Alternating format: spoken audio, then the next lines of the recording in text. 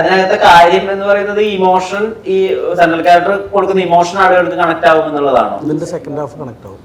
Okay. ഞാൻ പറഞ്ഞല്ല പറഞ്ഞ അതിൽ ഒരു പുതിയതായിട്ട് ഒരു പരിപാടി ഉള്ളത് സെക്കൻഡ് ഹാഫിലാണ്. ഈ പുതിയത് ഉണ്ടാക്കാനാണോ 4 വർഷം എടുത്തത്? സിനിമ എന്ന് പറയുന്നത് എല്ലാവർക്കും കുറച്ച് സമയം എടുക്കുന്നതാണ്. അപ്പോൾ എൻ്റെ ഒപ്പം കഴിഞ്ഞ സിനിമ, എൻ്റെ ആദ്യ സിനിമ ഇറങ്ങുന്ന സമയത്ത് എൻ്റെ ഒപ്പം സിനിമ ചെയ്ത് എല്ലാവരും നോക്കിയാൽ മതി. എല്ലാവർക്കും ഏകദേശം ഈ സമയമൊക്കെ തന്നെ എടുത്തിട്ടുണ്ട്. ഇപ്പം അതൊരു പണ്ടത്തെ പോലെ എല്ലാ ആർട്ടിസ്റ്റുകളും 5-6 പടങ്ങൾ ഒരു വർഷം ചെയ്യുന്നില്ലല്ലോ, അത് കുറച്ച് സിനിമകളിൽ ചെയ്യുന്നുള്ളൂ. അപ്പോൾ എല്ലാവർക്കും ആർട്ടിസ്റ്റുകളെ വെച്ച് സിനിമ ചെയ്യുന്ന സമയത്ത് കുറച്ച് സമയം എടുക്കും. ഈ മുജീബിന്റെ അവൈലബിലിറ്റി ആണോ അദ്ദേഹത്തെ തന്നെ ചൂസ് ചെയ്യാൻ കാരണമായിട്ടുണ്ടായിരുന്നത്? കാരണം ആ സമയത്ത് ബാക്കിയുള്ള ആളുകളൊക്കെ തിരക്കില്ലായിരുന്നു. അല്ലല്ല, അങ്ങനെയല്ല. ഈ സിനിമയിൽ ഇപ്പോൾ ഞാൻ ആദ്യം സിനിമ തുടങ്ങുന്ന സമയത്ത് അപ്പുവിനെ ഇതാക്കുന്ന സമയത്താണെങ്കിൽ അപ്പുവിന്റെ ലെവൽ ക്രോസ് ഇറങ്ങിയിട്ടില്ല. മുജീബിനെ ഇതാക്കുന്ന സമയത്ത് കമ്മിറ്റ് ചെയ്യുന്ന സമയത്ത് കിഷ്കിന്ദാണ്ട് ഇറങ്ങിയിട്ടില്ല. പിന്നെ ഷമീർക്ക് തന്നെ പണ്ടോട്ടെ കൂടുതൽ ആൾക്കാരാണ്. അപ്പം കിഷ്കിന്ദകാണ്ഡത്തിന് എൻ്റെ ഫ്രണ്ടാണ് നമ്മുടെ ബാഹുൽ. അപ്പോൾ ബാഹുൽ സജസ്റ്റ് ചെയ്തിട്ടാണ് ഞാൻ മുജീബിനെ മീറ്റ് ചെയ്യുന്നത്. അങ്ങനെയാണ് മുജീബ് ഇതിലേക്ക് വരുന്നത്.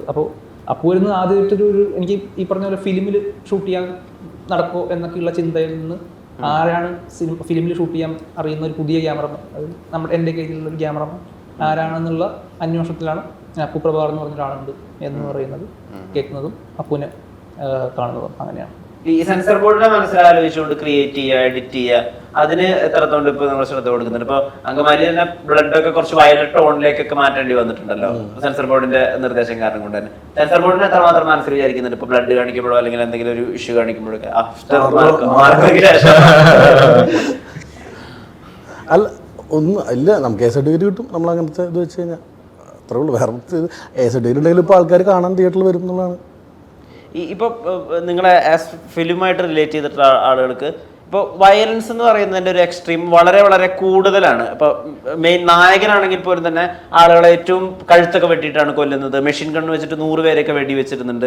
ഇത് ശരിക്കും ഇതിന് ഇമ്പാക്റ്റ് ഒന്നുമില്ല എന്ന് പറയുമ്പോൾ പോലും നമ്മളിപ്പോൾ രാത്രി 9 മണി ടു 10 മണിയുള്ള വാർത്തകളായിട്ടുള്ള കുറ്റപത്രം, ക്രൈം ഒക്കെ എടുത്ത് നോക്കുമ്പോൾ പോലും അതിൽ നിന്ന് ഇൻസ്പിറേഷൻ ഞങ്ങൾ എടുത്തു എന്നൊക്കെ കൺവിക്റ്റ് ആവുന്ന ആളുകളൊക്കെ വന്ന് സംസാരിക്കുന്നുണ്ട്.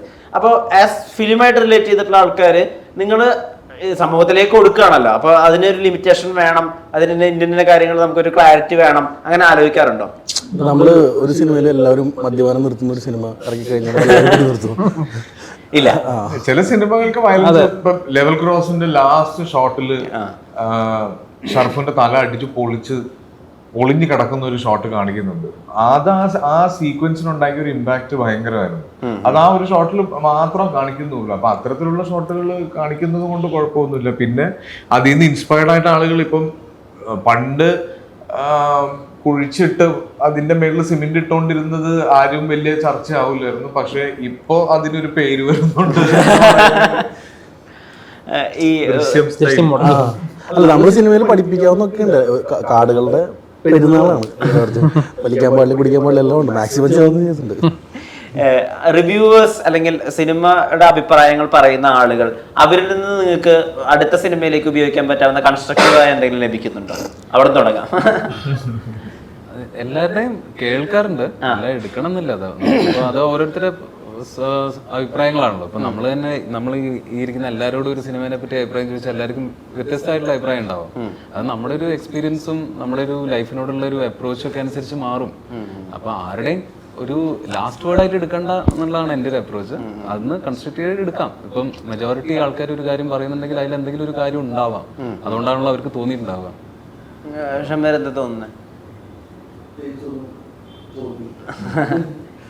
ഈ റിവ്യൂവേഴ്സിന്റെ അല്ലെങ്കിൽ അവരുടെ അഭിപ്രായ പ്രകടനം കൊണ്ട് നിങ്ങളുടെ വർക്കിനെ കാണുന്ന രീതി, അപ്രോച്ച് ചെയ്യുന്ന രീതി അങ്ങനെ മാറ്റാം, അങ്ങനെ എന്തെങ്കിലും വരുന്നുണ്ടോ? അങ്ങനെ തോന്നിയില്ല. നമ്മൾ ഓരോ സിനിമയ്ക്ക് അനുസരിച്ചല്ലേ എഡിറ്റ് ചെയ്യുന്നത്. വാലിഡ് ആയിട്ട് നമുക്ക് അഭിപ്രായം എടുക്കാൻ പറ്റാവുന്ന ഒരു റിവ്യൂവർ ഇപ്പം മലയാളത്തിലുണ്ട്, അങ്ങനെ തോന്നുന്നുണ്ടോ ജോഫിന്? ഞാൻ എല്ലാവരുടെയും കാണാറുണ്ട്, ഒരുപാട് പേര്.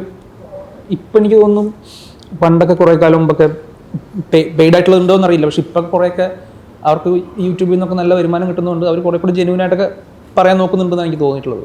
അപ്പോൾ അങ്ങനെ കാണാറ്. എന്തെങ്കിലും കൺസ്ട്രക്റ്റീവായിട്ട് ഒരാൾ പറയുന്നതിൽ നിന്ന് നമുക്ക് അഭിനയത്തിലേക്ക് ചേർത്ത് വെക്കാവുന്ന അങ്ങനെ ഉണ്ടോ?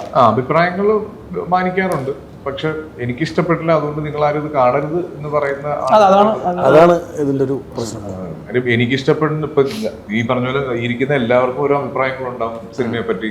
പലർക്കും ഇഷ്ടപ്പെടുന്ന സിനിമകൾ ബാക്കിയുള്ളവർക്ക് ഇഷ്ടപ്പെടണമെന്നില്ല. ആ അഭിപ്രായം പറയാനുള്ള സ്വാതന്ത്ര്യം എല്ലാവർക്കും ഉണ്ട്. പക്ഷെ എനിക്ക് ഇഷ്ടപ്പെടാത്തത് കൊണ്ട് നിങ്ങൾ ആരും ഇത് കാണരുത്, ഇത് ഭയങ്കര മോശം സിനിമയാണെന്നും അതിന്റെ സ്പോയിലേഴ്സ് മുഴുവൻ പറയുകയും അതിനെ പിന്നെ ഇനി കാണാൻ ശ്രമിക്കുന്നവന് ആസ്വദിക്കാൻ പറ്റാത്ത രീതിയിലേക്ക് വികൃതമാക്കുകയും ചെയ്യുന്ന ചില റിവ്യൂവേഴ്സ് ഉണ്ട്. അതാണ് പ്രോത്സാഹിപ്പിക്കാൻ പാടില്ല. എന്താ റിവ്യൂവേഴ്സിന് ഉള്ള അവിടെ അത് തന്നെയായിരിക്കും.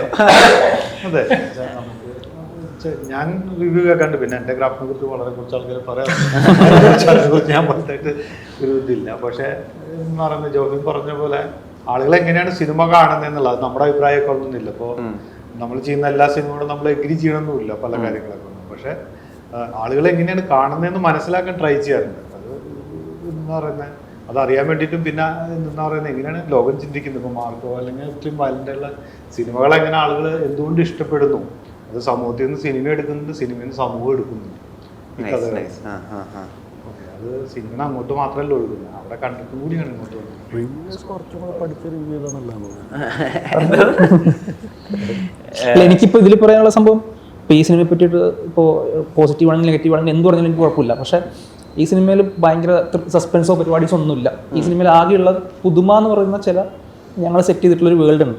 അപ്പോൾ അതിനെ പറ്റിയിട്ട് ഭയങ്കരമായിട്ട് റിവീൽ ചെയ്യാതിരുന്നാൽ, കണ്ടു കഴിഞ്ഞിട്ട് അത് ഒന്ന് റിവീൽ ചെയ്യാതെ ഇരുന്നാൽ നന്നായിരിക്കും, കുറച്ച് നല്ലതായിരുന്നു. അതാണൊരു അപേക്ഷ എനിക്ക് പേഴ്സണലി. അതിനെപ്പറ്റി കണ്ട് മോശം പറഞ്ഞാലും അവർക്ക് ഇഷ്ടപ്പെട്ടത് ഇഷ്ടമായില്ലെങ്കിൽ ഇഷ്ടമായില്ല എന്ന് ഇഷ്ടപ്പെട്ടു എന്ത് പറയാൻ എനിക്ക് അത് കുഴപ്പമില്ല. പക്ഷേ അടുത്ത് കാണാൻ പോകുന്ന ആൾക്കാർക്ക് അതിൻ്റെ ചുറ്റുമുള്ള ഞങ്ങൾ ഒരുക്കിയിട്ടുള്ള ആ ഒരു ചെറിയ വേൾഡ് ഉണ്ട്, അതിനെപ്പറ്റി ഒരുപാട് പറയാതിരുന്നാൽ നല്ലത് എന്ന് പറയുന്നൊരു കാര്യം മാത്രം. ജോഫിൻ, ഇപ്പം നമ്മൾ സിനിമ പൈസ കൊടുത്ത് കാണുന്ന ഓഡിയൻസിനെ എക്സൈറ്റ് ചെയ്യിപ്പിക്കാൻ രോഹിത് ഷെട്ടിയൊക്കെ ചെയ്യുന്ന പോലത്തെ സിനിമകളുണ്ടല്ലോ, 10 മിനിറ്റ് കൂടുമ്പോൾ 10 മിനിറ്റ് ഒരു ഹൈ കൊടുക്കുക, അത് ചെയ്യുന്നത് ആണോ ആസ് എ ഫിലിം മേക്കർ നമ്മളെ കുറച്ചുകൂടി നിലനിർത്തുന്നത്? അതോ കുറച്ചധികം കാലം സമയമെടുത്ത് നമുക്ക് ഇഷ്ടമുള്ള ഒരു സിനിമ, മറ്റൊരാൾ പ്രൊഡ്യൂസറുടെ പണത്തിൽ നമുക്ക് ഇഷ്ടമുള്ള സിനിമ, ഇത് ഈ രണ്ട് ടേക്കിൽ ഏതാ ആസ് എ ഫിലിം മേക്കർ നമ്മളെ സർവൈവ് ചെയ്യിപ്പിക്കുക? എനിക്ക് പേഴ്സണലി ഏറ്റവും കൂടുതൽ ഇഷ്ടം തിയേറ്ററിൽ വർക്കാവുന്ന സിനിമകൾ ചെയ്യാനാണ്. അത്തരം സിനിമകൾ ചെയ്യാനാണ് എനിക്ക് പേഴ്സണലി ഇഷ്ടം. വലിയ പ്രതീക്ഷയോട് കൂടിയിട്ടാണ് പ്രേക്ഷകർ ഈ സിനിമയെ നോക്കുന്നത്. പ്രത്യേകിച്ച് ഇപ്പം ടൈറ്റിൽ പോലും അതിനകത്ത് പോലും കൊടുത്തിട്ടുള്ള ഡീറ്റെയിലിങ്ങുകൾ എന്തായിരിക്കും ആ ആക്ച്വൽ സംഭവം, അല്ലെങ്കിൽ നിങ്ങൾ സ്റ്റേജ് ചെയ്ത് മാറ്റാൻ പോകുന്ന ഇവന്റ് എന്താണ്, അങ്ങനെ ഒരുപാട് ചോദ്യങ്ങൾ നീളുന്നുണ്ട്. ജനുവരി 9 ഈ സിനിമ റിലീസാവുന്നതോട് കൂടിയിട്ട് തീർച്ചയായും ആദ്യ സിനിമ ഉണ്ടാക്കിയ ഒരു പേരുണ്ട്, അത് നിലനിർത്തേണ്ടതുണ്ട്. ആസിഫിക്ക് ആ ലെഗസി നിലനിർത്തേണ്ടതുണ്ട്, പ്രതീക്ഷകളുടെ ഭാരമുണ്ട്. അതിനെല്ലാമുള്ള മറുപടി ആവട്ടെ സിനിമ. വളരെ പ്രതീക്ഷ ഉള്ള, വളരെ ഞാൻ പറഞ്ഞില്ല, ഒരു ഡ്രീം 11 ആണ് ഈ സിനിമ. അപ്പോൾ അതിൻ്റെ ഔട്ട് ഞങ്ങൾക്ക് തിയേറ്റേഴ്സിലും കാണാനായിട്ട് സാധിക്കട്ടെ. നിങ്ങൾ എല്ലാവരുടെയും നേരത്തിന് ഒരുപാട് നന്ദി. നല്ല നമസ്കാരം. Thank you.